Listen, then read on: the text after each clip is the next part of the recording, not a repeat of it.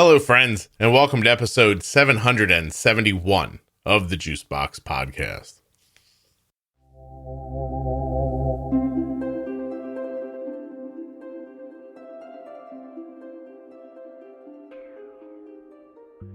On today's show, I'll be speaking with Katie. She is the mother of a child with type 1 diabetes who is more newly diagnosed. While you're listening, please remember that nothing you hear on the Juicebox Podcast should be considered advice, medical or otherwise. Always consult a physician before making any changes to your healthcare plan or becoming bold with insulin.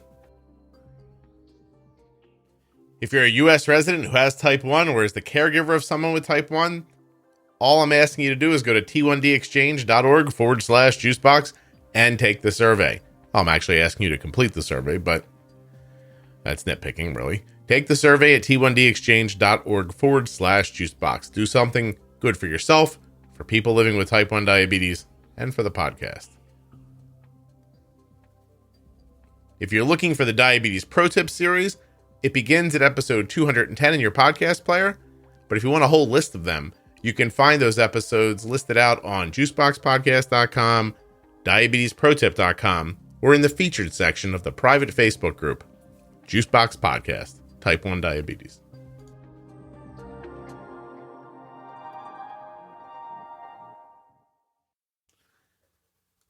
This episode of the Juicebox Podcast is brought to you by Omnipod 5, the automated insulin delivery system that's tubeless and works with the Dexcom G6, the one you've been waiting for. It's available right now at omnipod.com/juicebox. Today's podcast is also brought to you by Touched by Type 1. If you go to touchedbytype1.org right now and click on the Programs tab, you'll see the upcoming events. Right now in October, there's a family Halloween party coming up, in addition to the fall dance program. And then, of course, pretty soon in November, Dancing for Diabetes Showcase will be here. I'll be telling you more about that soon. But for now, find Touched by Type 1 at touchedbytype1.org or on Facebook and Instagram. Hi, I am Katie. I'm a mother of a child that has type 1 diabetes. We were diagnosed in August. I kind of like to say now part-time job of being somewhat of a pancreas. And I guess that's about it. Katie, it's so interesting. We were chatting before this about nothingness, and you never futzed. I don't know if you know futz because you're in North Dakota, but you never messed with the wire on the microphone, and then you started talking on the podcast and you're moving it or something like that. Is it touching your hair, or were you touching it unknowingly or talking with your hands or something like that? I talk with my hands constantly. Okay. Right. So don't touch that microphone again. Okay. I will do my best. Thank you. Which means I'll only do it 1,000 times. It makes this little sound like this. Hold on. Can you hear that? Yes. Just a little, it's this little rubbing in the background. And I don't want people to miss what you're saying. So, and maybe the other people are crazy like me and hear tiny little noises in the background that completely takes them out of everything. But hopefully everybody's not crazy like me. All right. So let's see. How many kids do you have in total? We have 2 kids, and it is my youngest daughter that has diabetes. Okay. How old is he or she? She is 8 years old. And how long she had diabetes now? Since August. I am like the most non-medically knowledgeable person you could ever meet. If it takes more than like Advil or water, I'm out. Like, I don't know how to solve your problem. Like, water's not doing it. I don't know. It's terrible, really. I'm like, I can't believe kids are entrusted to me, but they are. And I mean, I have one that's 11 and she's still around. So, like we're doing something right, but I really don't know anything medically. So maybe you just have good water, Katie. Yeah, we have water here, but yes. I understand what you're saying. Oh, I didn't know this was going to get turned around on me, but that's fine. No, maybe it's just like full of vitamins and nutrients and everything. And you just hydrate. You're like, hey, you broke your leg, hydrate. Well, okay, I would be like, okay, we got to go to the doctor for that. But I think a lot of things, like I got a headache and my kids like always roll their eyes. So I'm like, have you drank any water today? Like your body needs water. And so I just thought when she was diagnosed, I'm like, they're finally taking my advice. She's drinking so much water. I'm getting through to these kids. Yes. And I'm like, oh, it wasn't my advice. Her body was just telling her to do it anyways. But soon I'm going to move on from this hydration message and move up to something else. They've got this one. Yeah, you must have really thought you won for a couple of minutes, right? oh, yes. And like that daughter of ours has always really drank water well. The other one, we're like, do you drink any water during any time? But it was a concern, like back in 2016, when I brought her in for an annual visit, we just said, like, she does drink a lot of water. Do you just want to test her for diabetes at that point? Mm-hmm. And so they tested her back in 2016 and her blood glucose came back at 75. So I think once we had gotten that test back, we just didn't even think like diabetes was an option anymore, which was really naive, I guess. But well, I mean, I can't say that that's naive. I mean, if you had the thought, by the way, why was the thought? Because the excessive thirst made somebody look for diabetes? Well, my husband's grandma had type 1 diabetes, and she actually lost a leg to diabetes. And I never met her because she passed away young. And then his dad and her sister also had diabetes too, but I think his sister was type 1, but his dad was type 2. So there's two people in your pretty close extended family who've had type 1 diabetes. So there was enough of knowledge that the excessive thirst read like diabetes to your husband. Is that right? To him. Yep. Yeah. But then you take the poor kid in and get a test when her blood sugar is 75, and then you don't think about it again. Pretty much. And like that test result came back and I really didn't know what anything meant. It just came back in green. I'm like, okay, well, all right. Like I had no idea what any of the values even meant. Right. Okay. So how much longer after, you found out she didn't have diabetes did it take for you to find out she did have diabetes? Well, it was July of last year. So July 2021 is when we brought her into the doctor. She was starting to wet the bed again at night, and she was signed up to go to a camp and stay overnight. And I'm like, whatever's going on, I obviously don't know how to solve it with water. And so we brought her in and she got tested then. And I will always remember the day I got the call from the doctor was because she called me. My daughter was out trying to learn how to water ski out on the reservoir here. And the doctor's like, she called me and I was just like ignored it because we're on a boat. It wasn't very easy. And then the second time she called me, I'm like, she's calling me twice in a row. I better answer this. And she's like, Katie, Emma has type 1 diabetes. I'm sorry to tell you this. Like, her blood glucose is 712 right now. Do you have eyes on her? Is she passed out? Is she seizing? Like, do you know what she's doing? And I'm like, she's trying to learn how to water ski right now. So from the urgency of my doctor, I got it that it was a big deal, but I had no idea until like the more we learned about it, like 712 was very high and quite crazy. So, well, it must have been difficult to believe something was that wrong if you were watching her being pulled behind a boat and skiing, right? Yes. Yeah. But because I think her biggest was wetting the bed at night was her biggest thing that we picked up on. Right. Well, she was eating a lot, but we just thought like, well, she's probably to the point where she's starting to grow. And it was absurdly hot. It was like 100 degrees out. And we just thought she was drinking a lot of water because it was hot outside. So it's so easy to look back afterwards and see all these different things stack up. And well, I thought I had different reasons for them, but they were all wrong. Yeah. But, listen, a pretty common tale. So you drag her off the boat, you take her to a hospital or to a doctor. How does it go next? Well, that was something else I found really interesting after listening to your podcast. They just said, you're showing up in one of the larger cities in our state. That's an hour and a half drive from us. And they're like, you're showing up tomorrow at 9:00. Just make it happen no matter what. And I'm like, well, this must be serious. So we never had a hospitalization. We went to the endocrinologist, and it wasn't even an option of who you go to. In our state, we have one pediatric endocrinologist in our whole entire state. So there wasn't really much of an option there, but we show up and they did give us a heads up, like, you're going to be here for a few hours. I think it was 3 or 4 hours. And then we were sent home with our supplies. And I'm hear about a lot of hospitalizations happening, and I'm just really glad we just didn't have to hang out at a hospital the whole time, and that we were able to kind of like just sort of keep going on with life. Yeah. Wow. It's interesting. That's got to have something to do with the small amount of physicians that are available. I mean, to some degree, like you can't stack people up to, or though maybe it's just how they do it, or maybe it was a function of what her blood sugar was. And so she wasn't in DKA. Is that right? I don't believe so. And her A1C was 12.1 that day when we went to the doctor's office. And then the long-lasting insulin they put us on, they had her on 8 units. And so part of me, the more I learned about it, I was like, I'm wondering if they were flushing ketones and we didn't know it because it wasn't long at 8 units of Tresiba that we got pulled way back. And less than a month later, like a unit of Tresiba was too much for 24 hours. It's interesting. Like they were almost managing the draw down with you at home, where most places or most people you talk to, that happens in a hospital setting.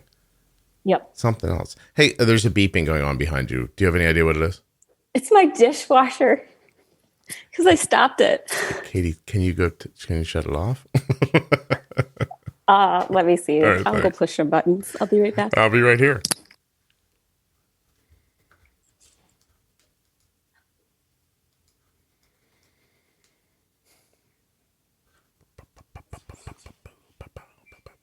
There it is. Beep, beep, beep. See what I can do for you people? Right? You don't need to hear that beeping. I'm on top of this for you. Don't you worry. Katie, you'll never hear this part. Isn't that weird? She's coming back. This is it. I'm back. Hi. Thank you. You're welcome. Sorry. No, don't be sorry. All right. So I'm interested in this because you have, how do I ask my question? Did you feel like you had knowledge about type 1, not you, but your husband? Or was it because it wasn't him who had type 1 growing up? Did he not know very much about it? He did not know much about it. His dad is type 2. When we were sitting in the doctor's office, Eric said to the endocrinologist, I know it's bad because we're over 7. And he's like, how do you know an A1C of 7 is good? He's like, he writes he helps with life insurance for people. And he's like, you can't get a policy unless somebody has an A1C under 7. Mm-hmm. And so his knowledge, we were actually our shareholders of Dexcom and Insulet before we even had a diabetic child, because that's the world he lives in. And he recognized these as really up and coming companies and great products to get behind and stuff like that. So my husband had more knowledge at the start just because of his market research on these companies than I did that day in our appointment. Boy, that's interesting. You were the first person to say, I knew about these products because of investing, not because of diabetes. You're literally the first person that's ever said that to me. That's super interesting. He's been on Insulet. He's listened to, gotten whatever information he could, even though he wasn't interested from a diabetic standpoint. And he could see that it was like an outstanding company and how it was so different than other companies that were out there. And so it is a different perspective when he was like, I know for sure we want Dexcom. He's like, I've learned so much about it. I don't know why anybody with type 1 wouldn't have a Dexcom. And that's coming with us knowing nothing about diabetes. And that was his conclusion. Yeah, from a completely dispassionate third-party perspective, too. Mm-hmm. Oh, that's really interesting. Oh, that's cool. Do you think I should be asking people to disclose if they own stock when they come on the podcast? That never occurred to me. If you're one of the major company owners, just kidding. Yeah, well, I mean, that seems obvious, right? Like people, like when the CEO comes on, they know I assume they know he has. Yeah, those people have stock. Yeah. Secrets there. No, we're just little. We're nothing. I mean, we're just small shareholders, but it is quite interesting. I understand, but I'm really fascinated by that. Actually, that he had a firm understanding of a pump and a CGM because of that perspective. Wow, that's really something. So, did that mean you tried to get those things very quickly, or how did that all go? I'm positive if we wanted to leave the office that day with that, they would have sent us home for sure with a Dexcom, and I think they would have started the paperwork for the pump right away. Mm-hmm. I wanted to start, this is one thing I probably disagree with you on, is I wanted to start with the bare basics just for in a situation that you have to go back in technology, that you're not struggling to know what to do. And my lack of any sort of medical knowledge, I felt better at ease. Like if the wheels come off the wagon and we have to go to the most basic things, I'm not trying to figure out what I'm doing. I will know what to do. You know, it is so interesting that you say that.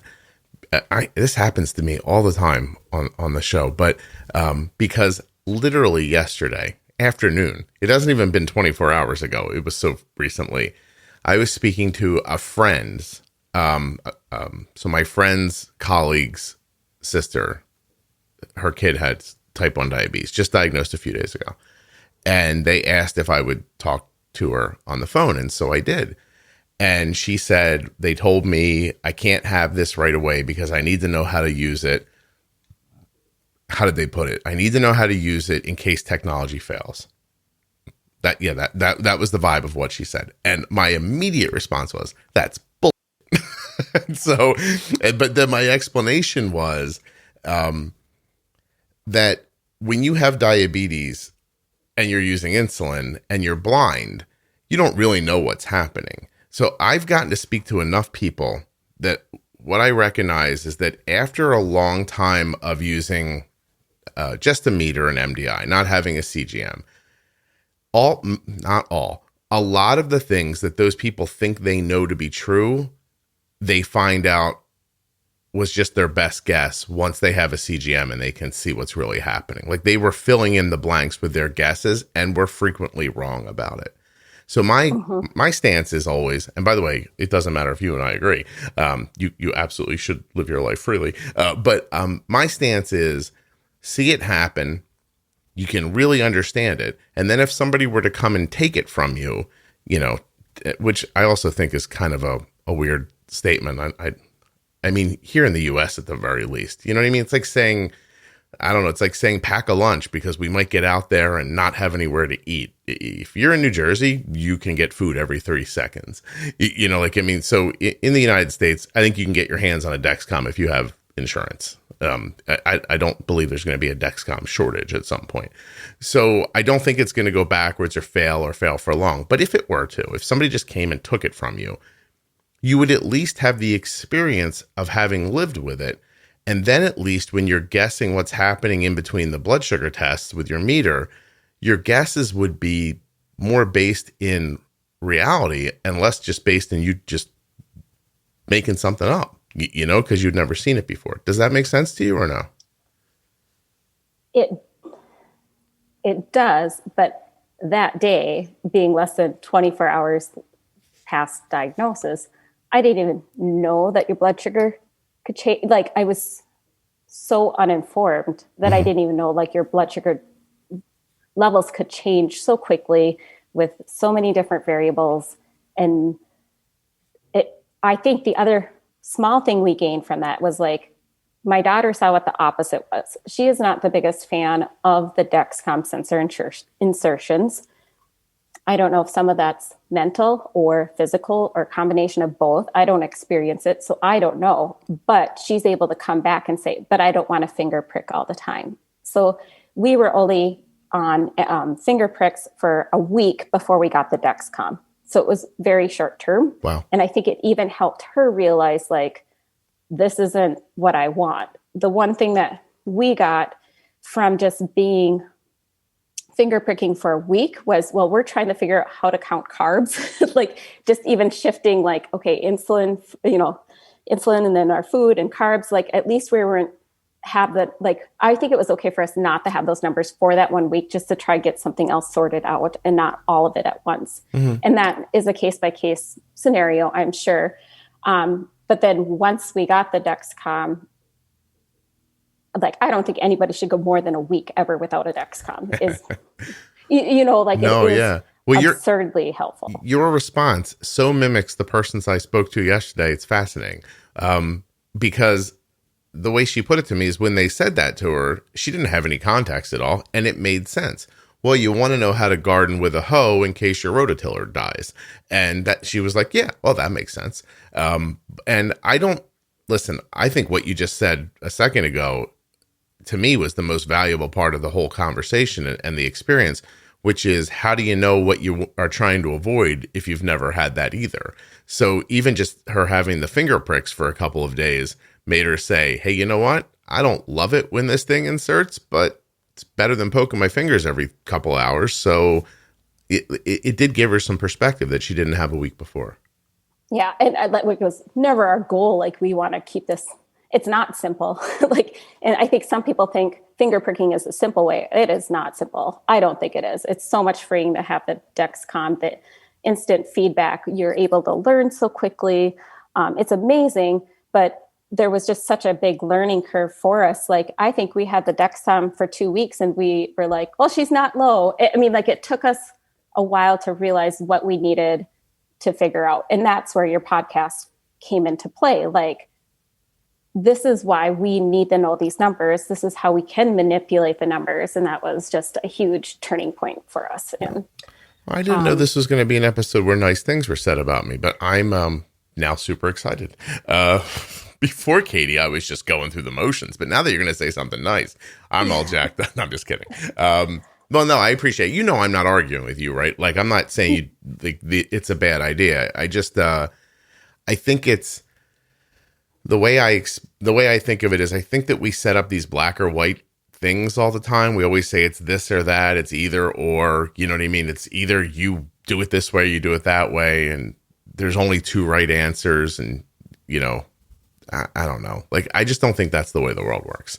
I think it's super reductive to say you have to do it without the technology in case the technology fails. To me, that doesn't make any sense, because even if the technology fails, I will have at least had it to learn from. I don't know. Like, in the end, Katie, I don't care. You know what I mean? People should do whatever they're going to do. I'm one of the few people, for me to give my daughter a shot, it was so hard. And I know it's not easy for a lot of people, but that was just like, I have to know that I can do it, and not where I feel like it's more of an emergency situation. Mm-hmm. Like, I didn't pick up my glucagon because I didn't want to have to use a syringe. And then they kind of got after me for not picking up glucagon. So then I did. I was excited yesterday when I spoke to the woman that newly diagnosed in the hospital last week. They sent her home with a Gvoke HypoPen, because I was getting ready to say to her, hey, it's so funny when I have these private conversations. It's almost like I'm disclosing my stock, which I don't own any of, but just using it as an example. I'm like, listen, I'm about to tell you about a CGM. They buy ads on my podcast. I'm like, that's not why I'm telling you about it. And then I brought up the glucagon because I think it's really handy the way it's set up. And then I found myself going, you know what? They're actually advertisers too. and I was like, almost found myself apologizing for suggesting it. And then she goes, no, they actually gave us that one. I was like, oh, that's cool. So I wish I actually was at our 3-month appointment. I asked for the Gvoke pen, and he's like, you should have the glucagon. I'm like, well, I don't. And I want the Gvoke pen, and I don't want to administer a syringe. Like, I don't think I think properly. Like, medical things are not my strong suit. And I still don't have it. Well, keep pushing. And by the way, good of you to like recognize that, that might not be the strongest part of your personality or your skills. I still, I don't know if I say this very often, but back when I was finger sticking Arden so much, I wouldn't do it to myself because I was afraid that if I thought it hurt, I'd have a harder time doing it to her. I also, I wouldn't inject saline in myself. I just didn't want to know what it felt like because I knew myself.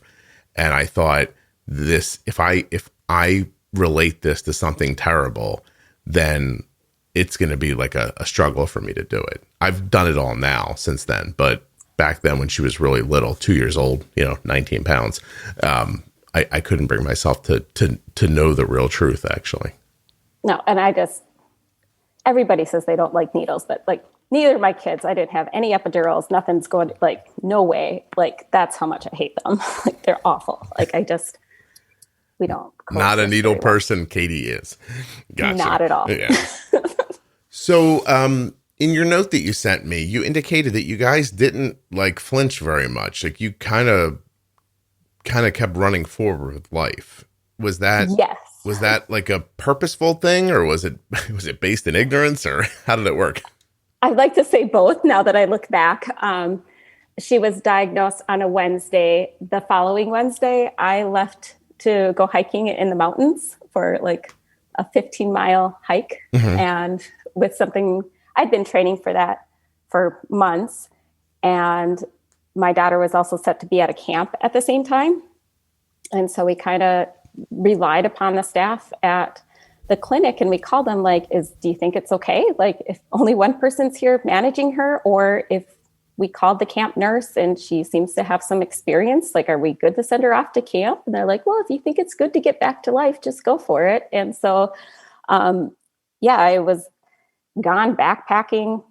A week after her diagnosis, my husband took her care until she went to camp, and she had like somebody in the medical field taking care of her. And then on my way home, I stopped at that camp and I actually volunteered in the kitchen just to be there for something came up. Mm-hmm. Although I did absolutely nothing. Obviously, at that point, she was in way better hands in the nurse's care than my care, but I was physically at the camp helping in other ways. I was going to say that. Did you find comfort in leaving her with somebody who said, oh, I've seen this before? Oh, we didn't think twice about it. Yeah. And selfishly, I would be in the kitchen from 7 in the morning till 7 at night, and I'd take a shower, and then I would sleep for 11 and a half hours, and then I'd wake up and just go to the kitchen again. And I said, I feel really guilty about how much continuous sleep I'm getting, even though we were only like 1 week into the diagnosis. Like we already realized like doing that 2 a.m. Finger prick is very disruptive to sleep. And it wasn't very beneficial at that point because they didn't even tell you what to do. Like, oh, she's 300. She's not low. We're good. And we had no idea. Like, that's terrible. Oh, so the people that you were counting on thought 300 was okay? No, the clinic. Oh, so like we came home, they said, wake up at 2:00, finger pricker. If she's low, treat the low. Otherwise, do nothing. And I'm like, why am I waking up? Looking back, I'm like, oh, if I'm going to be up and she's 300, we should have been doing something. I would love to hear the person explain that. The person that said that to you, or who would say that to anyone. I'd love to hear the explanation for we don't do anything about a 300 blood sugar. Okay, but I will step up in their defense for they did have us pre-bolusing from the very start. Nice. But they didn't call it a pre-bolus. What'd they call it? Did they have a name for it? They just said, try to give the insulin 10 to 15 minutes before she consumes food. Can't sell a t-shirt that says that. No.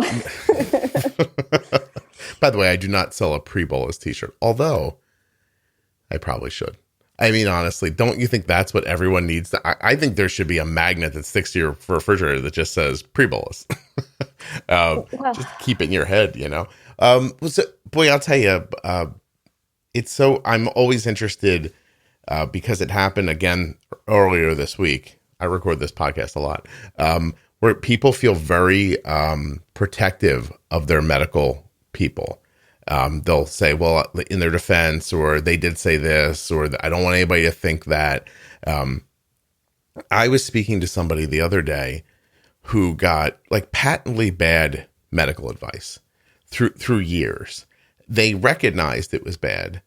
And when I asked them to kind of talk about it, they could not bring themselves to say it out loud. It's interesting.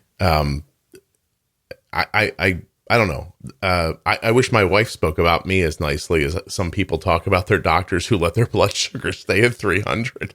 I don't know. I'm super interested in the psychology behind that. I don't know that I'll ever understand it, but. So because we had to travel 90 miles to our endocrinologist, they had us call in twice a day at the first week, and we'd have to call in daily. And it was like, they would slowly give us more to think about as we would call in. But at the same time, once I got back from hiking in Montana, I contacted somebody else in the community that I knew had a diabetic child. And she had just offhandedly said like, oh, there's a podcast I like to listen to about diabetes. And I'm like, I don't do podcasts. And then I paused. Thanks a lot, Katie. Jeez. I know. I mean, it was like a whole day, and I was feeling really sleep deprived already. And then I thought like, oh my gosh, somebody suggested something. And I'm like, I just don't do that. That's probably not a good choice. So then I good for you. Wasn't sleeping at 2 a.m. because I had to wake up and check her blood sugar. And I was overwhelmed. I started going through all these episodes, and I'm like, oh my gosh, like where there's just so many. I don't think once I start something, I have to do it all. I can start a bad book. I still read the whole stupid bad book. Like there is no like half doing something in my life. So I like had to think about it for a week or like a day before I started listening to them. Cause I'm like, how am I going to have the time to listen to these all? And I started in the most logical spot of all. I listened to the one about Everest, super helpful for managing my own child. Well, you had recently been on a mountain, so that made total sense. Oh, baby. Yeah, but I was never in the risk of an avalanche. But no. So, Katie, people with your affliction that have to finish things that when they start them, you're my bread and butter, first of all. So thank you very much. And but I want to be clear for people who are listening. You're not saying that my podcast is really bad. You just have to finish it because you started it already, right? Well, no, just kidding. No, it is fantastic. Okay. And it was, looking back, I really wish when I contacted this person, I wish they wouldn't have just said, I like to listen to this podcast. I wish they could have expressed like, this is where you're going to find your most helpful information. This is where you can gain other people's experiences. This is where there's just so much up to date and continuing to progress information available. And so worth the time investment that it does take. And I'm like, if people couldn't find time to binge watch something on Netflix, I took my time to binge listen to everything on your podcast. And that was kind of by listening to your podcast. And I think I started with the Defining Diabetes, and then I started listening to the Pro Tip series. And I was still calling into the office like, okay, she continually leaves the goals low or she's constantly high. And I started making suggestions to the nurses. And I'd be like, before you tell me what you think should happen, this is what I would like to do. And it was nice that I could use them as a resource because I felt like there's a lot to learn right away at the beginning. And I appreciated that they listened to what I said. And most of the time they're like, why don't you give that a try? Once in a while they said, I think I would do this instead, but try what you wanted first. Well, that's nice. It really is. Yeah. Also, it's telling, right? Because if you called me and I don't know about anything, something I knew about intrinsically, and you called me up and you said, Scott, I think we should try this. I would say, no, I don't think we should because I know how to do it and this way works. So it's weird, not to be open-minded. That's great. But it's odd that you can call a physician's office and say, hey, here's our problem. Before you tell me the thing you're going to say, here's the thing I'm going to say. And you said your thing and they went, oh yeah, that's fine. Do that. But it wasn't the same. Started using fancy words like I want to pre-bolus this longer. Like I think because of your Defining Diabetes, like I had words to properly talk to them too. Yeah. I might be cynical, but I think that's what I don't think, let me say it this way. I don't think that sounding like you know what you're talking about should be enough to dissuade a professional from their opinion. And when it does, that causes me to call their opinion into question. Do you see what I'm saying? I could agree with that. Yeah. It would be like if you said to your kid, hey, put that down because that's dangerous. And your kid went, no, it's not. You went, okay. I wouldn't allow that. Right. Katie, you're not doing that. This is my point. My point is, I'll tell you what I told the woman I spoke to yesterday. I said, in 6 months, you're going to know more about this than you could ever imagine. And a year from now, you're going to know more about it than the doctor that's helping you. And she's like, how is that possible? And I said, I don't know, but it's true. So just keep absorbing and figuring things out. I'm super glad the podcast helped you. Like, even if it was just to bully a nurse into agreeing to something. You're not a bully, Katie. I'm teasing. No, Yeah. but it was nice. Like, it was just like, I needed that process though. Like just to have a couple of times of them saying, sure, okay, do that. And then I'm like, I'm going to stop wasting their time and I'm just going to start changing things. And like, I didn't even know to be afraid of insulin until I listened to your podcast. I'm like, oh, people are afraid to use this stuff. Like, I'm just totally oblivious on so many levels, which I think is kind of a blessing in some ways because I never hesitated to give the insulin. I don't know. Long as I didn't have to do the needle, I didn't care. Like, I have no problem giving her insulin. So this has only been about 7 months for you, right? Correct. Okay. Has it leveled you up as a person? What do you mean by leveled up? Geez, Katie, do you know how sometimes I ask questions and I'm worried that it's going to offend people? This might be one of those times, but I don't mean it in an offensive way. So let me get through it, okay?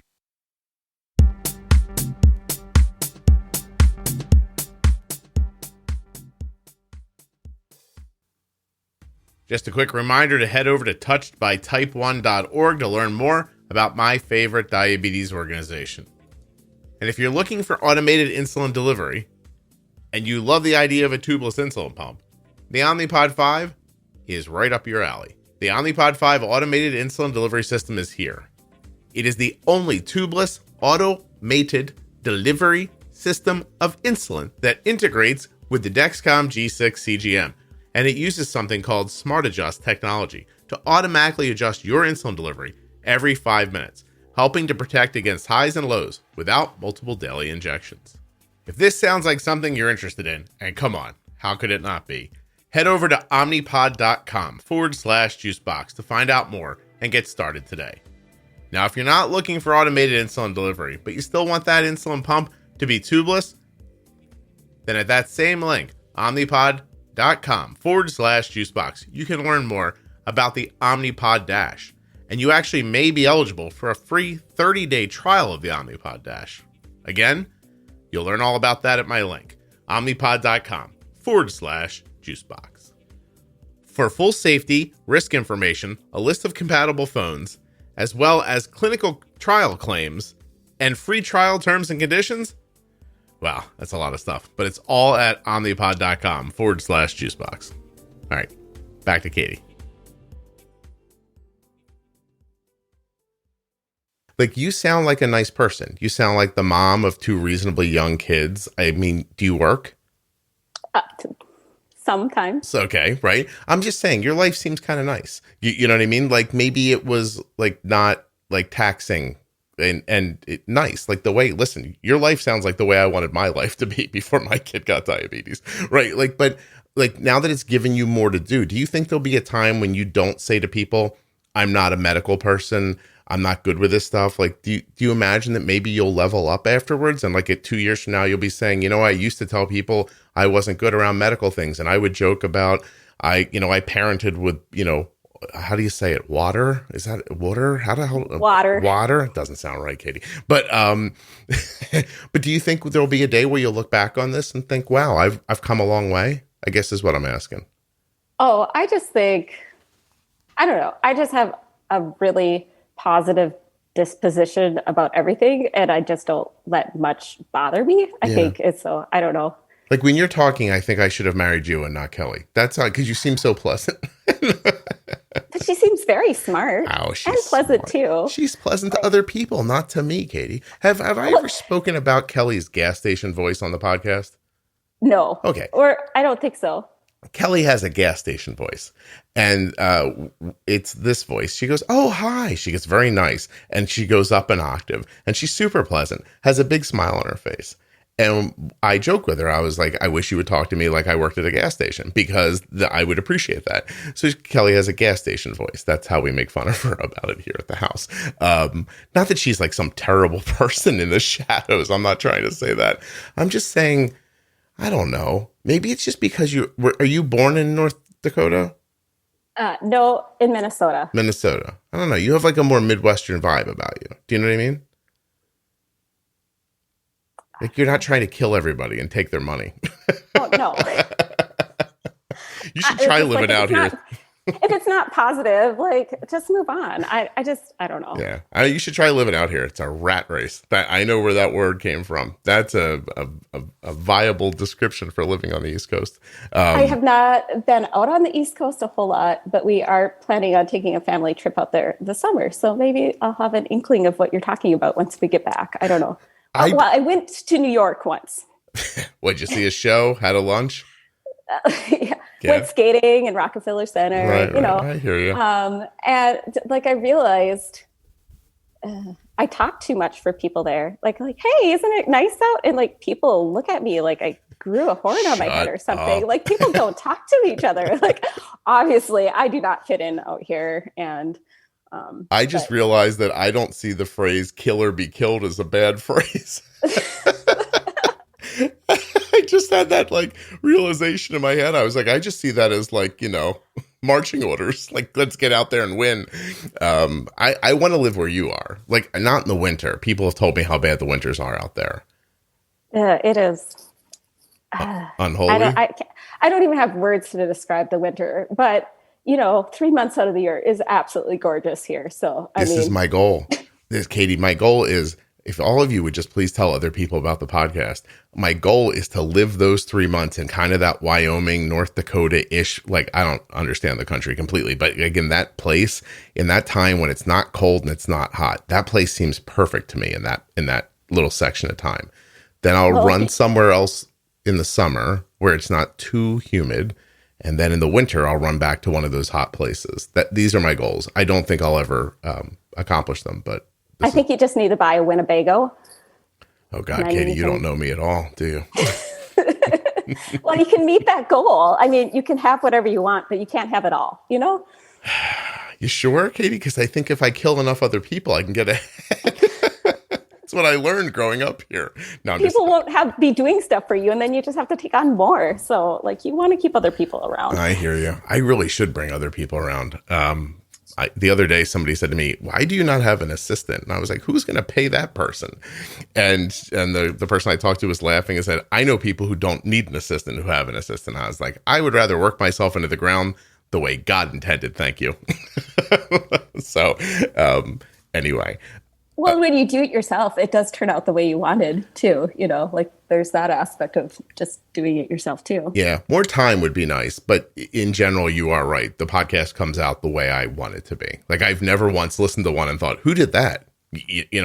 Don't put that there, or don't say that. Or the other night, I was recording ads and I was loopy. Like, so I got back from, my son was playing baseball in Florida, and we got back, and this is probably boring for people, but I had killed myself the 3 weeks prior to leaving for this 1 week trip so that you guys would not notice that I was gone while you're listening to the podcast. So I had to like work ahead of time. I had to double up recordings. So like free. Actually, I have one on, I think I have 2 tomorrow because I had to move people off of this time. But anyway, I got enough done so that the entire time I was gone, the podcast would run fine. And I got to the point where I had some shows edited, but I didn't have the ads and the bumpers in them yet. So I basically came home Saturday and had to pull myself together really quickly and make a podcast to put up on Monday. And I don't like working like that. So I was just trying to rest up from the trip. And I think it was like 2 nights ago, I was up at like 11 o'clock buttoning up an episode that you were going to get like 6 hours later. And I got super like tired while I was doing it and really kind of dopey. And I just left it all in because when I listened back to it, I was like, well, that's funny. People will like that. And if I gave that to an editor, there's no way an editor would have left in what I said. Like at one point I said, my tongue just stuck to my face. I don't even know what that means. So, And it's nice that the ads aren't the same the whole time. Like you can't just quote the ad because it's over and over and over. It's like nice to hear something different, Katie, thank you. And I hope the advertisers are listening and appreciate my extra effort because that is exactly what I do. I don't want them to be the same over and over again because I'd like them to be entertaining and informative and I'd like you to want to listen to them. So anyway, point is an editor would have just chopped all that out and sent me an email and been like, do that again. And to me, I was just like, screw it. It's fine. So anyway, I'm thinking back on your note. What else did you want to talk about? I don't want to have to look. I had it in my head and now I lost it. Like once I thought about, like, I know I sent you a note of appreciation and what a difference it made in the management of Emma's management of her diabetes, and like her future health is going to be drastically better because of you and Jenny. I wrote one to Jenny too, but like I told my husband yesterday that I was doing this podcast. I'm like, was I writing in complete sentences at that point? Like I was so no, it's a little overrunny. Yeah, it's a little word overrunny, but I get the point. If I read it, you'd be embarrassed. Yeah, I don't want to hear it. Yeah, no. Please spare me. It goes on and on. I talk a lot, so it doesn't surprise me that I write like that either. But I don't know. It's such a different world. And you feel like when so many other people around you aren't affected by it, you feel half crazy. And it's just nice to listen to other people. Like, these are real things that we see. I'm not going nuts. In that there is a community, even though I'm not necessarily interacting with these people. Like, you just don't feel as alone in this crazy disease that we have now. Yeah. And you did say one thing in your note that I disagree with. You want to hear about it? Oh, sure. Good. But we can talk through it. You said something about, oh, here it goes. I'm going to quote you. And I would love to tell people to use the search feature on your Facebook private group instead of asking how to bolus for insert carby fatty food here. Search for that food and then read posts that people have already taken the time to share. It's another way of gaining info that is quicker than waiting for people to respond. I want to hear your thought on it first, but then I'm going to give you mine. Okay, so I love your Facebook group, and I think you can just be not active at all and gain a lot of information from like where to place sensors to how certain people feel, different foods, what people like, a starting point of how to start extending or not extend. Or I remember researching pizza while we were still MDI and just like, okay, let's try this much here and that much here. At least it's a starting point and not just like, let's do it all up front. That did work. Okay, now what, But I just felt like maybe I was on the Facebook page too much, that I felt like so much of it was kind of the same thing over and over again. I'm like, okay, people, how many pizza posts do we need? Can you just go see what other people have said already? All right, Katie, now you want to hear the other side of it? Sure. That is the exact wrong thing to say if you're trying to make a Facebook page that is valuable for people, because it's not, even if it could act as an encyclopedia, like, even if you could say, hey, everything you've ever asked is already in this Facebook group, you just have to search for it. If the Facebook group wasn't active, people wouldn't come to it. And if they didn't come to it, then they wouldn't be there to search for it. So the activity is the most important part of making a thriving online space. Like, you need to want them to ask about pizza every time somebody thinks about it. You need them to say the same things over and over again, because there is a finite amount of things to say about diabetes. I mean, we haven't found the end of it yet, but there has to be an end to it somewhere, right? But if those things don't keep happening in front of you, you won't even know to wonder about them. So like, yes. you need it to it's like a river. It has to keep running. Like, you can't float down the river and then go, I don't need this river to run anymore. I'm already down the river. Because there are other people who need to see all of those conversations. They need to watch them happen. They need to wonder about them. And if they stop happening, then nobody will pay attention to the group. They won't be in the group, and they'll never see the conversations. The conversations are the group. Without the conversations, it fails. Yeah, I agree with that. Yeah, but I think what you're saying more is that can it get overwhelming at some point? And then that at that point, I could choose just not to look at it. Yes. Right? Well, you definitely could. Yes, you are an autonomous person. You can do whatever you want. Yeah. I will say this about your Facebook group. Oh, our first few birthday party experiences were quite interesting. Let's see here. Her second birthday party she got invited to, we had a Dexcom change right before it. Mm-hmm. And she was limited in where she was comfortable on putting her devices. And I'm like, I'll give her time to get used to different spots. And I had put her Dexcom on her leg, and she's like, it hurts to move my leg. I'm in so much pain. And this is sometimes how we feel closer to insertion. And then as time goes by, I think she kind of forgets that it's on her body, but she was so adamant that it hurt so bad. I'm like, I really don't know. Does this really hurt you? And I really appreciated, I put a picture on the Facebook group of her pump and her CGM, and people gave me instant feedback like, oh, yep, occasionally it can really, really hurt. And like, I could see where that might happen in that spot. And so I knew we pulled that thing right away, put it on somewhere else. And then she was able to go off to her birthday party. And so like, I really do appreciate the immediate feedback of all those who do contribute their experiences, because that's the one disadvantage of just being a manager of diabetes and not the one experiencing it of a kid. Sometimes I'm like, how much of this is really what you're feeling? I don't know if that makes sense. Two things. The very first Dexcom sensor I ever put on Arden, I definitely didn't do it right, and it hurt her, and we made her wear it for a couple of hours, and the minute we took it off of her, I realized I'd put it into I forget what I didn't do, but I guess I didn't pinch up a little bit, and I don't know. It was a long time ago. I haven't had that problem since then. But the point is that we were like, no, she'll get used to it. She'll get used to it, and we were wrong. I still feel terrible about it, and that has to have been like 10 years ago. But to your point about the page, you have no idea. Like none of you know how many like threads I go into and I go, oh, I know what to say about this. Then I read down. I'm like, well, it's all covered. They don't need me. Like it's really wonderful. Like to go in and see so many people using the podcast to grow their information and then going back to Facebook and sharing it with somebody else. It's really cool. Like more often than not, I just look and I think I don't need to be in here. Sometimes I'll just write great thread or like something like that and I'll get out again. But in the beginning, when I started the Facebook group, I had to be like in every thread and it was exhausting, I have to be honest, to be like, no, think about it this way, or have you thought of this? Like that kind of stuff. Like I'm not real big on just telling people what to do. I sort of like to talk it out with them on Facebook and ask leading questions to get them to that on their own, because not only are you helping them to think through it, but everybody watching gets to think through it at the same time.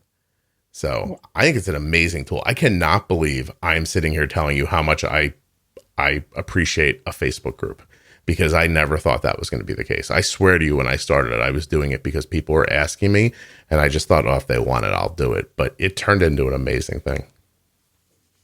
So anyway, let's go back to your rambling message. This is fun. No. Please don't. No. Spare. I feel like if you Oh don't say anything, then I'm just going to go back to your rambling message. Hold on a second. You really drive 90 miles to get to an endocrinologist?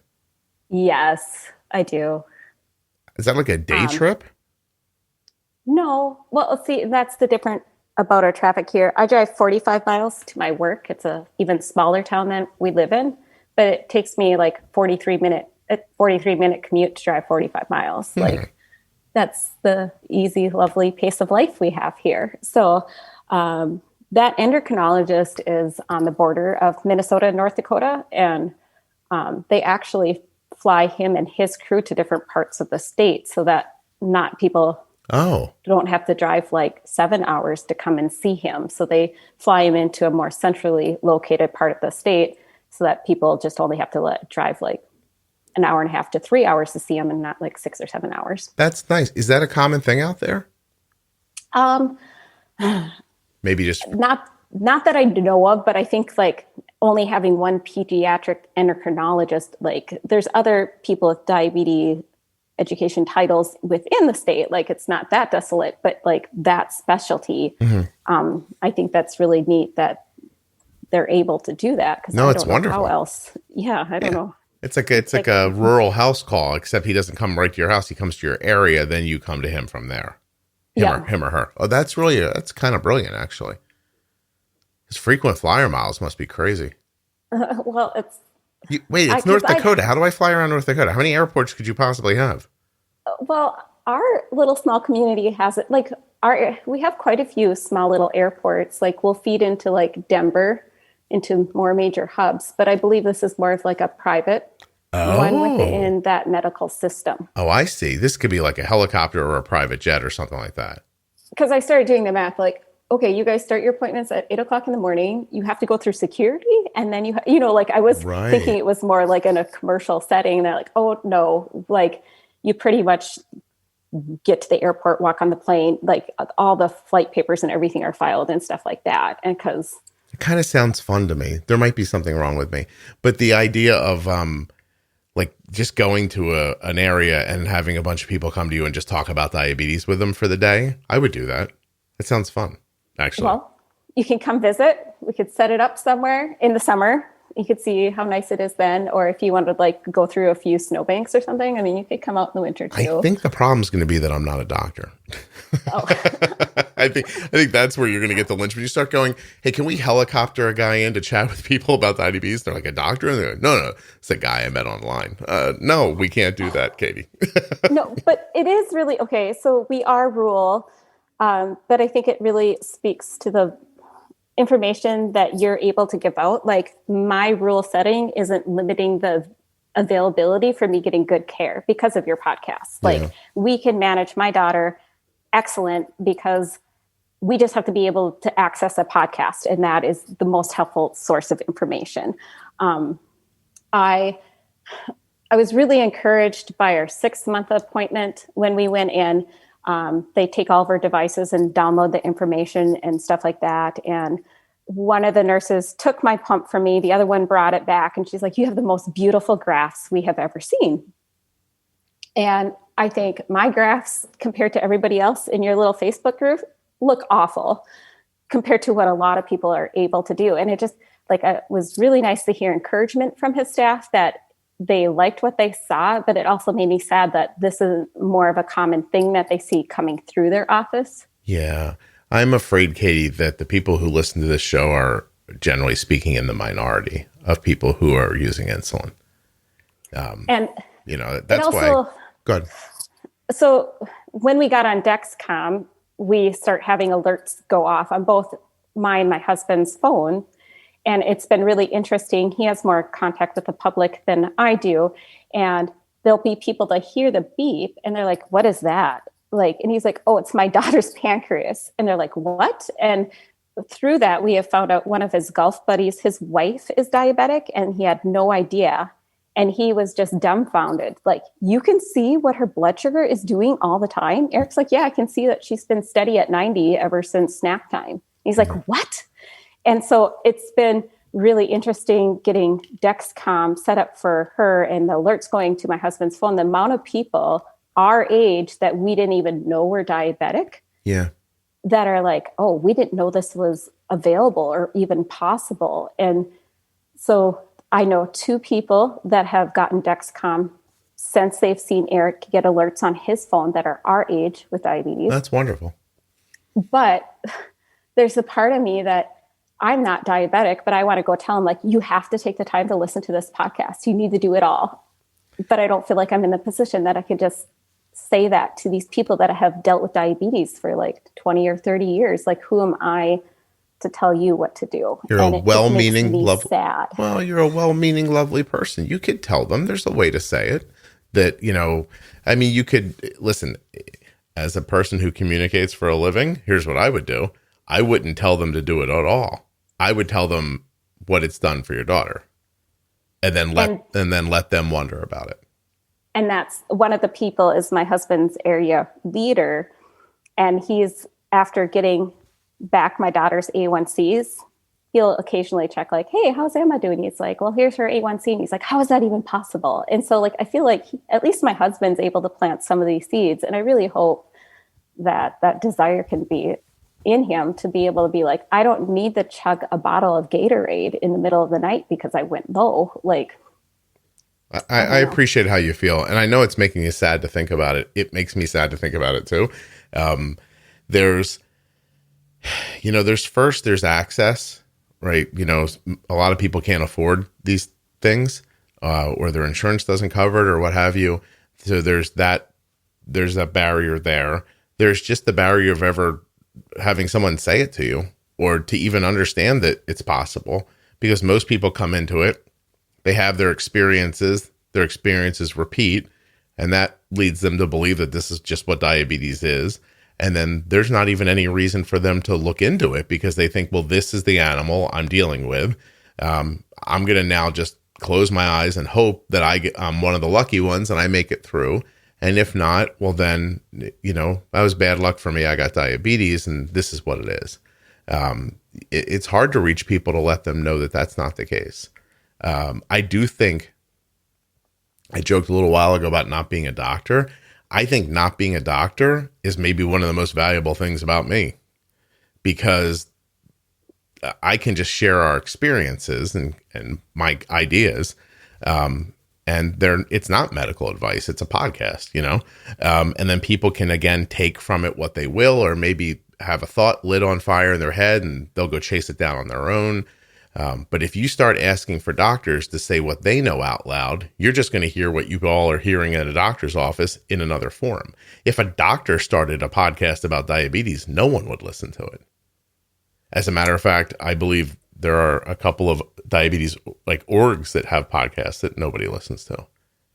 So it's not enough to just say it out loud. You have to say it in a way that's easy to take up by the person who's listening to it. They have to be willing to listen to it first. They actually have to listen to it. They have to be entertained enough to listen.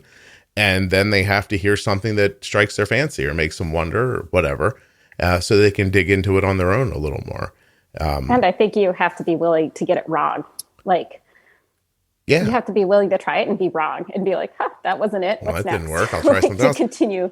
Continue forward, even though it wasn't ideal. Just like, well, that wasn't it. What's next? Yeah. And to piggyback off of what we were talking about the Facebook group, if you think of me as a content provider for a second, and what you said earlier about, there's so many episodes, I don't know where to start. If there weren't so many episodes, people wouldn't listen because people want content. So if I were to put up, I probably shouldn't say this because I know there are a lot of other diabetes podcasts listening to this, but you guys who are putting up one episode a week, that's not going to work. It's not going to work. One a month, not going to work. I would not, they seem like lovely people, but there's one, they put up like 10 every 6 months, like 10 episodes every 6 months. I'm like, that's not a podcast. That's your hobby. You know what I mean?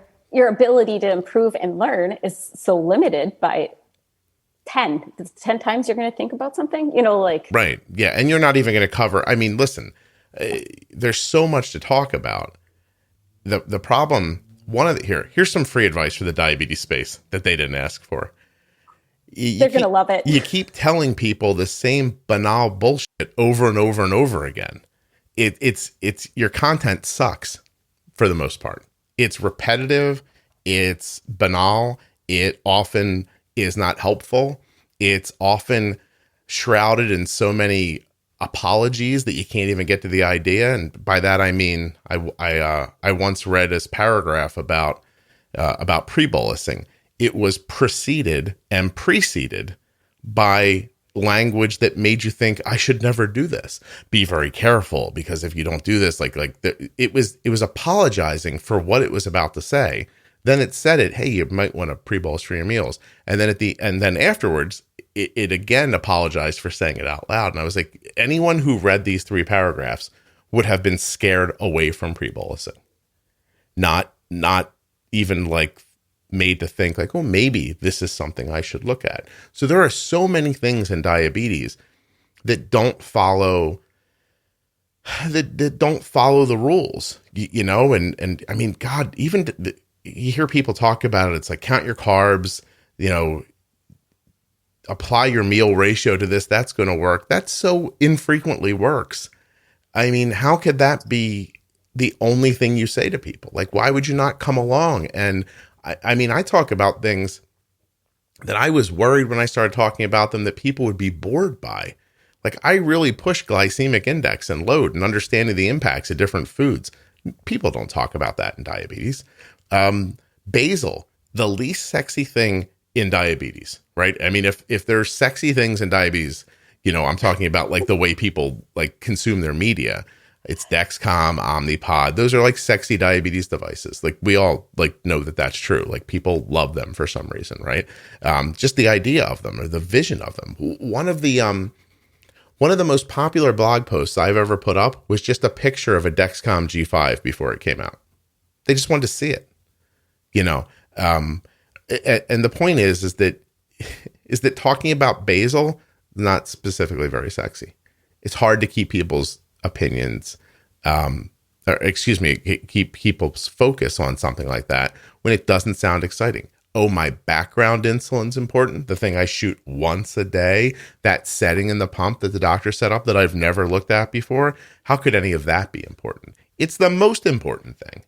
And I defy you to go find 10 doctors who talk to you about it once after they set it up in your pump, you know? Well, and that, I think just even listening to your podcast gives permission to like make changes. And so even before, it was about a month in, we got the Omnipod. And before we even had it, I've heard enough people that you interviewed were like, yeah, we left and we just thought we know better. And they made changes right away. And so I just kind of adopted that philosophy just because I heard it work for so many other people.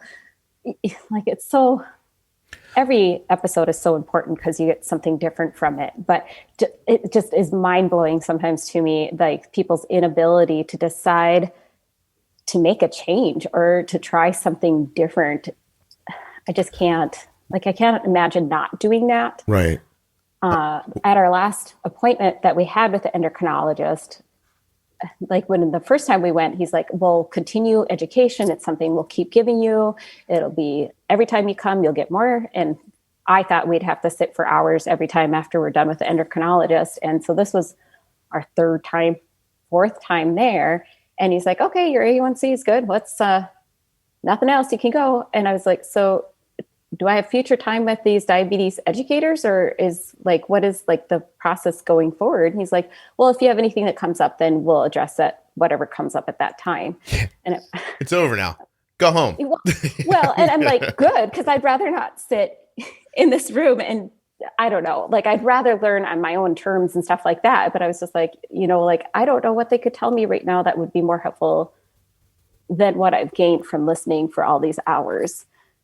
I was messaging with a lovely woman last night, and I obviously won't identify them, but adult, pregnant, type 1, knows what they're doing, had gotten up to the point where I think the basal was like close to 40 units a day, right, through a pump, and they were using so much insulin that the doctor said, why don't we abandon the pump and go back to MDI so you can, make these larger injections while you're going through all this, and put the person back on MDI.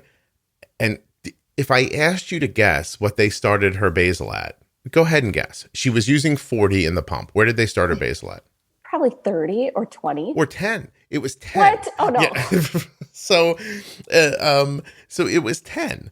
And now she's experiencing these spikes at meals and then getting weird lows that she doesn't understand. The lows are clearly from overcompensation with mealtime insulin, because she's now using way too much mealtime insulin and correction insulin because all the basal's gone. So I just she's like, can you please look at this with me? And I'll tell you, I have 50 messages right now I haven't answered, but she said she was pregnant. I was like, okay, like I'll take a minute here, right? So I stopped, I read what she sent, I looked at her graph. I helped her. The first thing I said was, I'm not a doctor. You know that, right? And she's like, yeah. I'm like, so this is not advice. Like, I'm just going to talk this through with you and see what makes sense. So we chatted about it for a little while, back and forth, I don't know, 10, 15 times. And she's like, you're a genius. I'm like, am I? I don't think I am. You went from 40 units of basal to 10.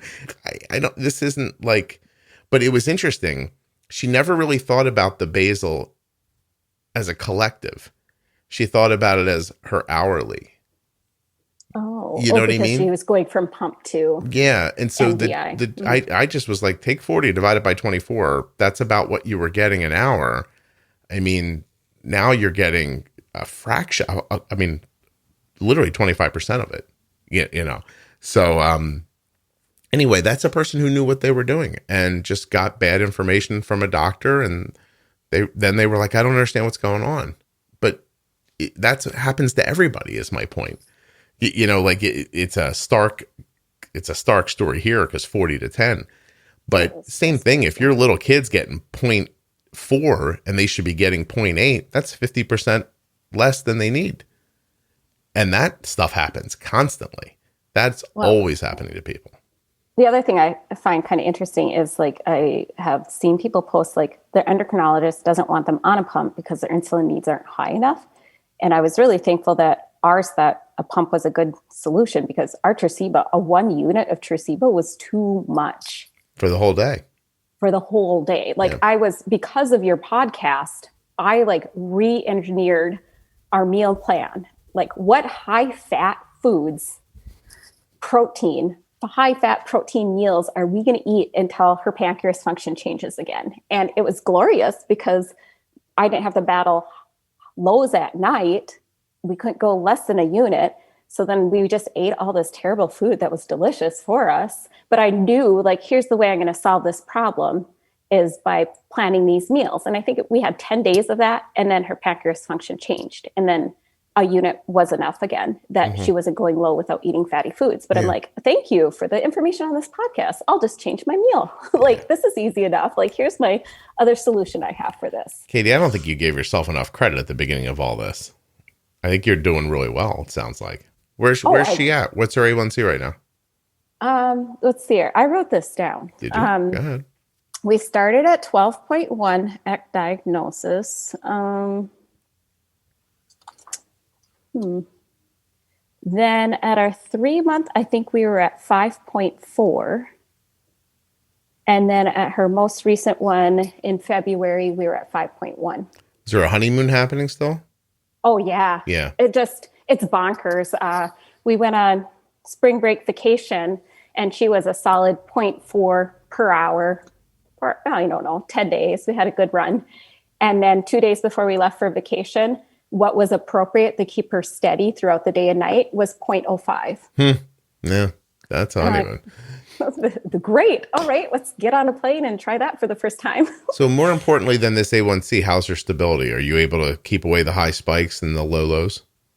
Oh, I was I think like that was, it has been, I am just fine with like, oh, this isn't working. We're doing something different. And I don't wait for patterns. I just constantly change stuff. And let's see here, according to Clarity, in the last 90 days, we've had 1% of very high, and we've had less than 1% of very low. Wow. Good for you.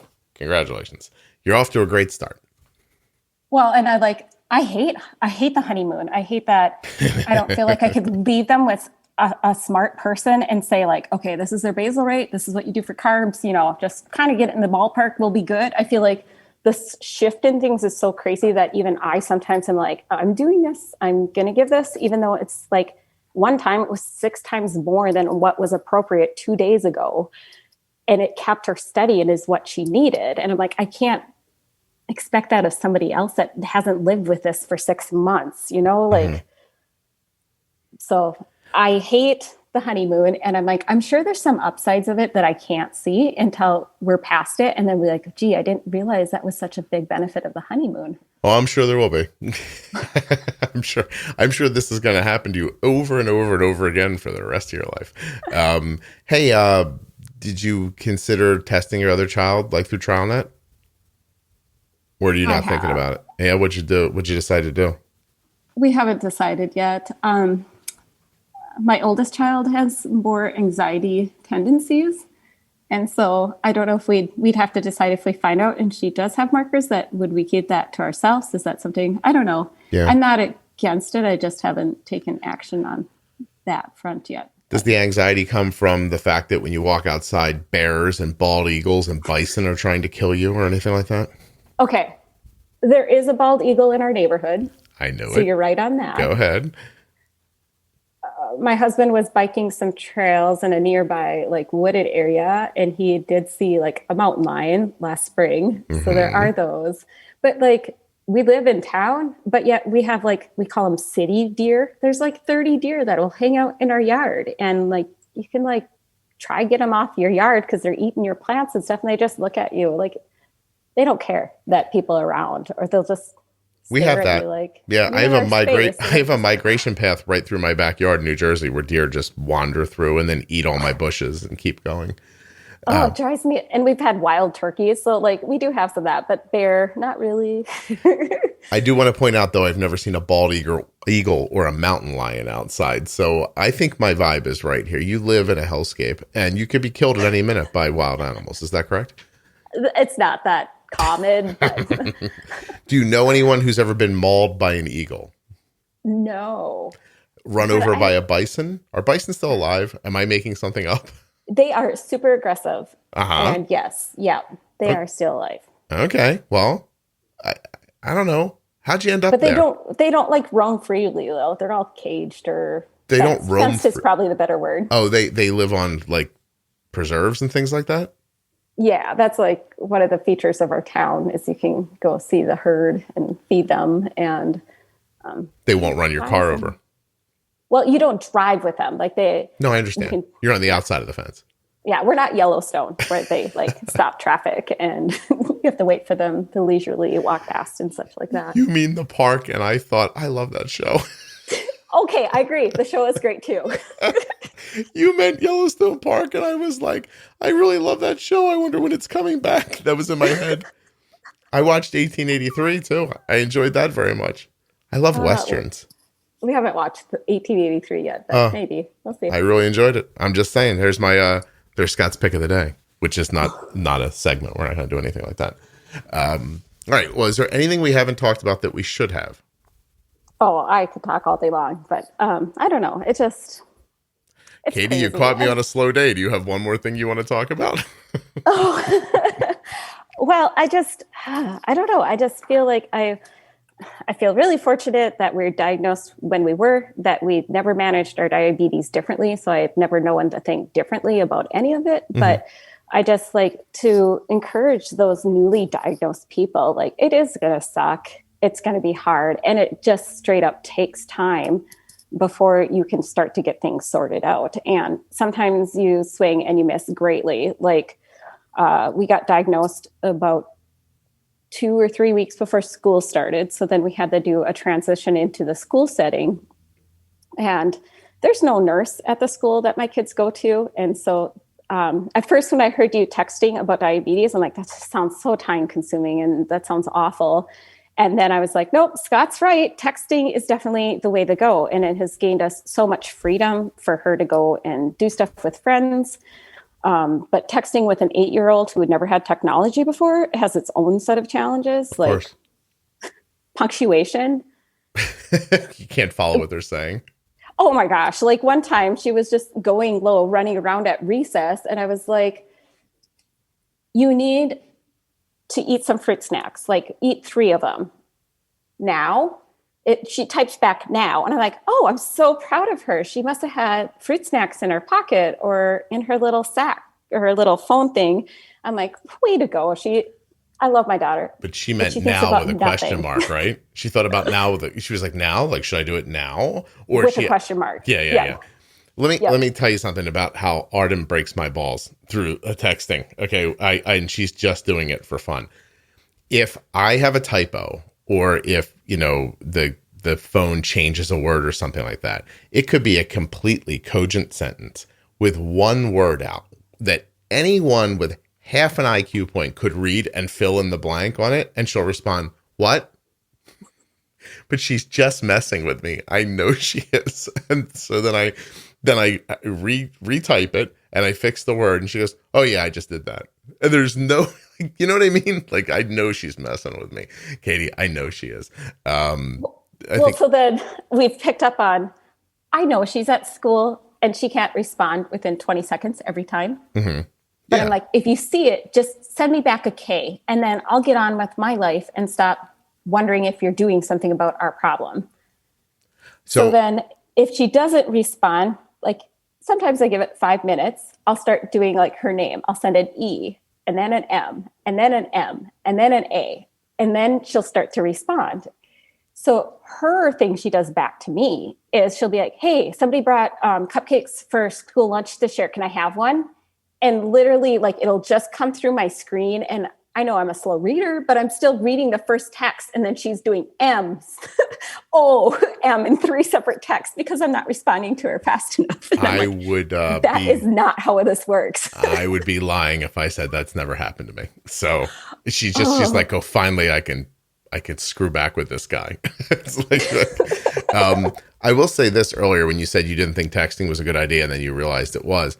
Y'all should just listen to me. I'm usually right about this stuff. I'm half teasing and I'm half want you to know that I don't just jump on the podcast willy-nilly and start saying stuff. You know what I mean? Like I'm not, I didn't think texting diabetes, then get in front of this microphone and say it the first time. We were doing it for a year before I ever shared with anybody that I thought it was a valuable idea. Like I try very hard to make sure the things I say here are, are at least tested through our family. But having said that, I get I've heard people say, I don't want a young kid to have a phone, or, I think it's possible that if you hear me talk about a number of things one time, you would think, God, that sounds like so much effort. But I think you said something earlier that I agree with completely. And the idea is that just sort of like a little bit of effort now saves a lot of time later. Because specifically with listening to the show to begin with, I hear that from people sometimes. They say, there's so many episodes, I don't know where to start. I'm like, I don't care. Just start somewhere. Or here, obviously Mount Everest. Yeah, obviously, yeah. An interview I did 7 years ago with the mother of a woman who was on Mount Everest during an avalanche, and she had diabetes. The person I was talking to didn't even have diabetes. I know, obviously the clear starting point. Yeah, the absolute place to start for sure. You got that 100% right, Katie. But we've done put a lot of effort into making lists. I don't know if you're in the Facebook group right now. Isabel is helping me. She's terrific. She put like the series together on lists and stuff that people can share and keep. She would say to me like, why have you never thought to do this? And I was like, I have, but I don't have time. Like I have to keep making the podcast.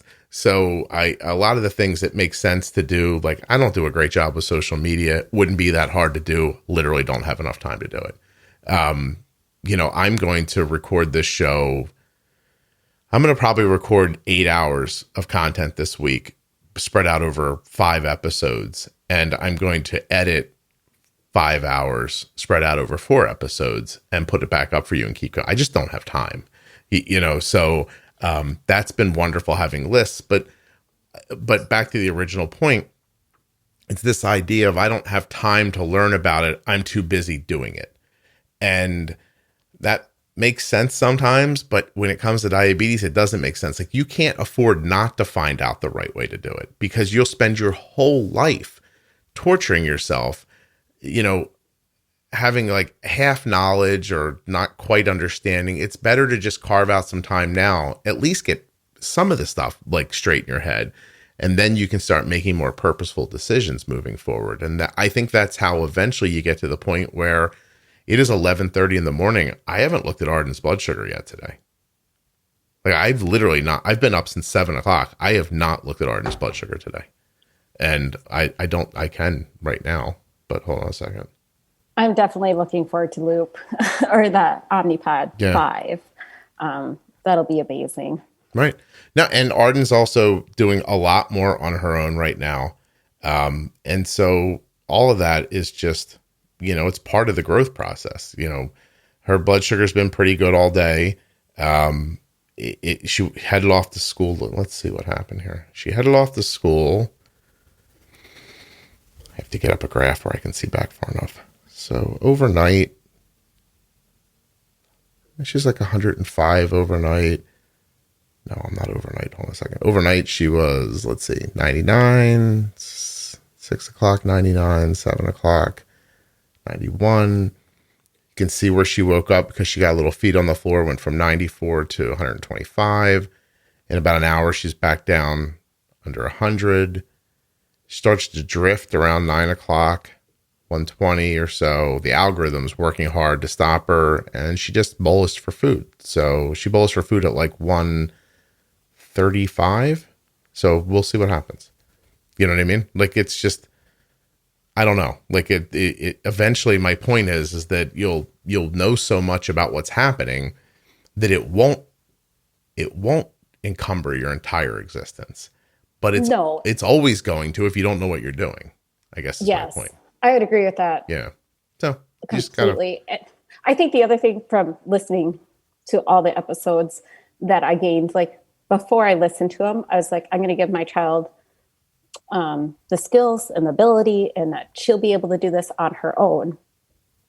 Before I learned or listened to things was what I thought was best for her. But after listening to you manage Arden, and also to people who had diabetes, I realized what a gift it is for me not to expect that of her, and that obviously she's going to deal with this the rest of her life. And so I will know that she's kind of getting up. I'm going to pre-bolus her breakfast so that she can just get up and eat it. Like she knows that we pre-bolus. She pre-boluses her lunch, but why do I need her to experience that pre-bolus for breakfast? Like, so I've taken on, if I'm around her, I will help her do stuff, which is the beautiful part about Omnipod. I don't have to go right next to her because there's a tube connected to her. You know, I am able to help manage her and lift this burden from her as long as she's in my household, because that is something that either she has to find a significant other that's willing to help her, or something that she will just have to bear that total burden all the time. And I think, like, I get tired of it, and I'm not even doing it all the time either. My husband is wonderful at helping me. And I'm like, why would I expect this of my kid now to do it all, when between my husband and I, we're just like, it's still plenty to do. And so I'm really glad that listening to all these podcasts has shifted my way of thinking about that. And that was the last endocrinologist appointment. He was like, does she know what is going on? Do you have her do it all? And I'm like, I don't want her to do it all. I do have her. She makes pump settings, like she enters stuff in her pump. Everything that happens at school, she's taking care of. But I said, I don't see any reason for me not to just give her that help while she's at our house. And she hears my husband and I mean, we're only 6 months into it. So there's sometimes we're like, I don't know, what should we do with supper? How much should we do up front? So like, she still hears us talk about it, and she still understands like donuts. She's like, okay, let's start that pre-bolus before we head to the store for donuts. And then she realizes like, oh, we're eating chicken and brown rice. We better start that now that we're eating. Like, she, I think, is gaining this because it is something that we talk about in our family. But I think that would be something I would also really missed out on by not listening to all these podcasts, is like, why not take this burden away from her until she is older and do as much as you possibly can. Katie, would you do something for me? If you still like me in 2 years and I'm still making a podcast, would you come back on, please? Oh, I'd love it. Okay. And I'm sorry to set it out so far in the future, but well, how's that any different than this appointment? No, just kidding. Well, no, that is the truth right now. If you book today, you're booking in December. So that's April, May, June, July, August. Wait, hold on. April, March, April, May, June, July, August, September, October, November. Yeah, you're 9 months to get an appointment right now. And then to record, and then you don't go up for I guess you're making a good point. It takes about 15 months to get on the podcast if you send me an email today. Are we going to schedule 2 years from now? Like, are we just going to be optimistic? Well, if I was you, next summer I'd make an appointment. But the reason I'm saying that is you've bought into how I do this, and you're right in the beginning. And I would love to hear back from you in a couple of years and see how it went. Like, seriously, like, whether you come back on and be like, Scott, I stopped doing what you said a long time ago, or this is how we adapted it, or my God, it's still working. This is the greatest thing ever. Whatever the answer is, I'd like to know what it is. I don't even care what it is. I just want to know. I want to feel your trajectory a little bit. Well, good. Because I mean, we are fresh, and I hear people have managed this a long time. And I know like burnout is totally possible. Like, it's even nice to know all the options that possibly could happen. Like, there's a strong likelihood that Em at some point is just not going to care because she's a teenager. And I just know that, I don't know, just the value. Like, I really want to encourage everybody. You're defining diabetes, your pro tip series, amazing, great. But I think people underestimate the value to all the other episodes that are there too, because there's something from every single one of them, especially not being the diabetic person, that I think I can have more empathy. I can have a better idea, understanding, like, why wouldn't you want to understand your child or somebody you love that's going through this better? You don't want to miss the conversations, honestly. I mean, the pointed management stuff, I think is, listen, I'm biased, but I think the pointed management stuff in this podcast is some of the best information available for people using insulin. But I think the conversations are where the deeper understanding comes from. Like, so I'm glad it struck you that way. I'm very happy that you like it. All right, Katie, this is it. You got to go. I'm having too much fun talking to you. It's over now. Okay. By the way, who knows, 2 years from now, you might be like, so what happened, Scott, was my husband, I couldn't take him anymore. I tied a fish to his back and sent him outside, and a bald eagle carried him away. And that's it. That's how we handled it. I'm the more outdoorsy person. Well, he'll have less of a chance then against the eagle attack. Like, I think I don't know. Have you ever gone ice fishing before? Hold on, I didn't mean to laugh right into the microphone. No, God, no.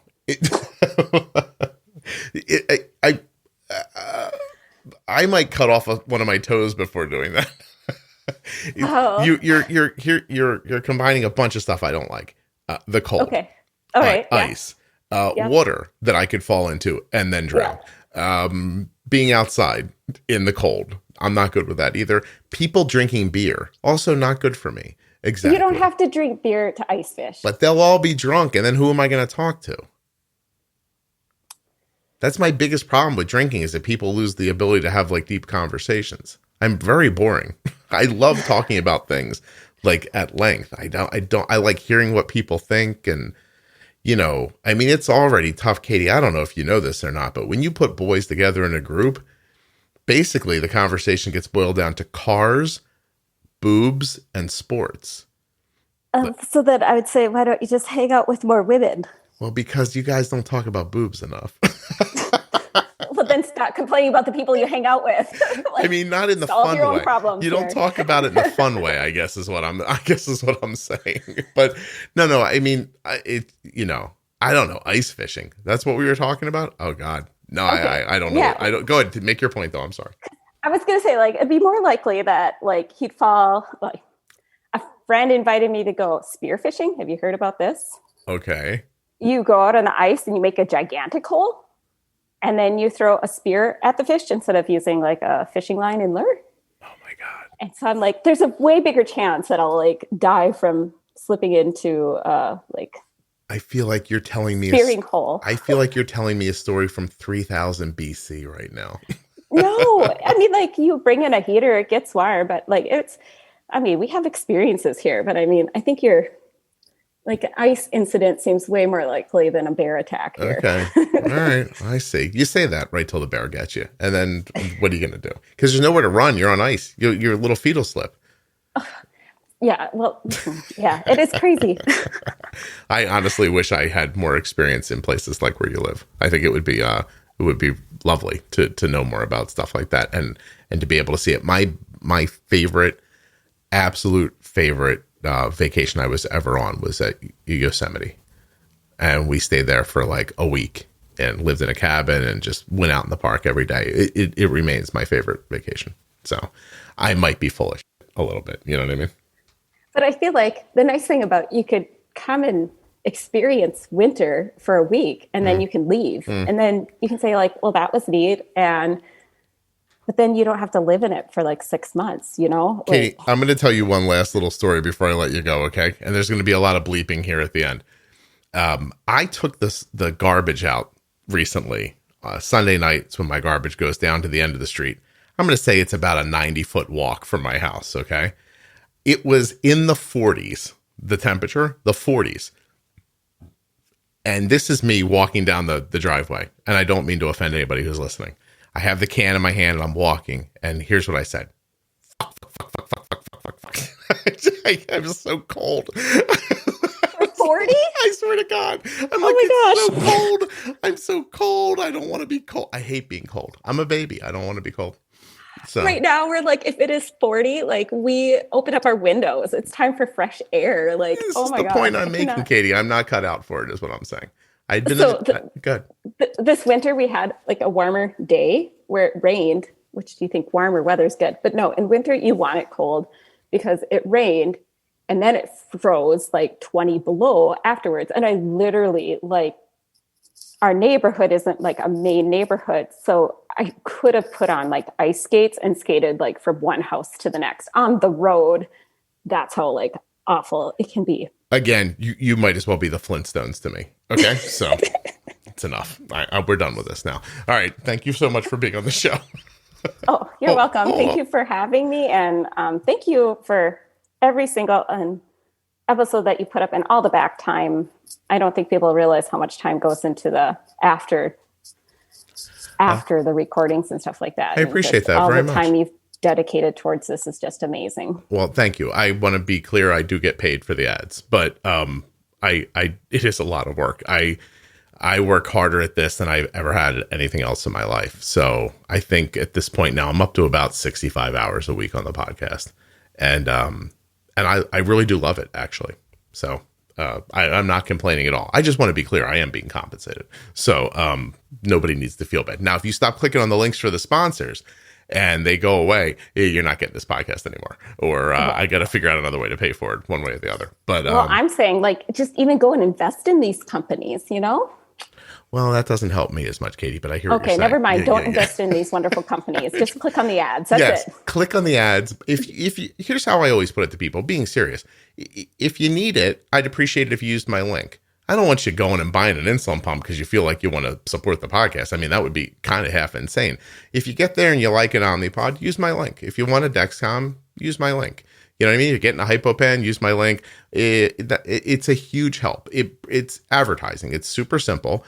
If people use the links and the advertisers see this podcast as a valuable way to reach their customers, then next year they'll buy ads again, and I will record every day as much as I can and bring you as much as I possibly can. And it gives me the autonomy to do things that you wouldn't see as a big deal. But like even like the Defining Thyroid series, as an example, that's not everybody listening to this podcast doesn't have a thyroid problem, but it's really important information.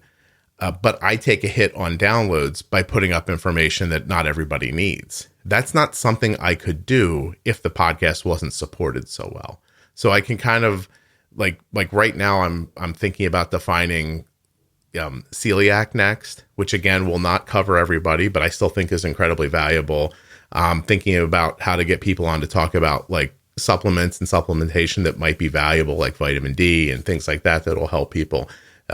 That's not something everybody's going to jive with. But if you guys keep clicking on the links, then I get to keep kind of expanding like the encyclopedic nature of the podcast. And I think that's really important, honestly. I think we need to get away from the same to go back an hour ago, the same 5 stories you see pop up on diabetes blogs and really dig into some stuff, you know, and this is how you get the autonomy to do that. So I really appreciate it. Thank you very much. It was nice of you to be so kind about the show. I really appreciate it.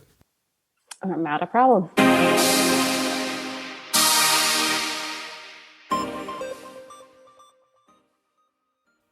First of all, let's thank Katie for coming on the show and having this great conversation. Thank you, Katie.